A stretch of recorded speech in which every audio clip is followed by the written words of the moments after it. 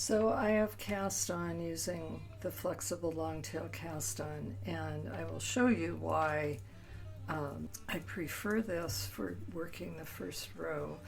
I have now turned this over and I'm going to pull out the bottom needle and see how it has these closed loops down there.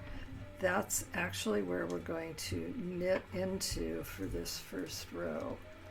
And to reorganize my chair.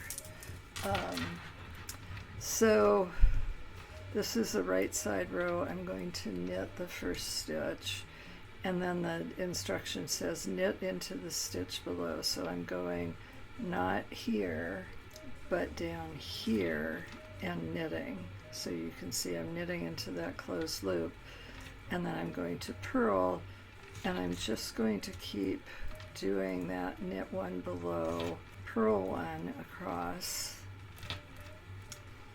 until the last stitch. So I cast on 12 stitches, and 2 of those stitches are used as the beginning and ending stitches. Let's see.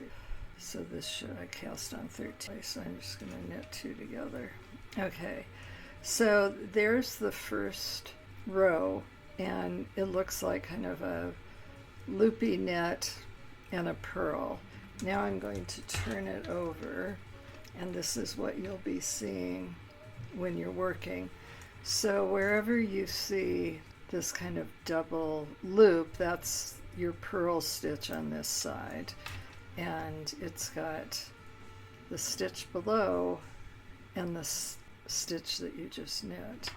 Okay, so it pulled up 2 loops. So now we're on a wrong side row, and we're going to purl one, and then whenever you see a knit stitch, you knit into the stitch below and purl the next stitch. So it looks more like a purl, so we just purl that, knit into the stitch below, and purl, knit into the stitch below, purl, and then we're going to purl to finish that pair of stitches, and then purl our edge stitch.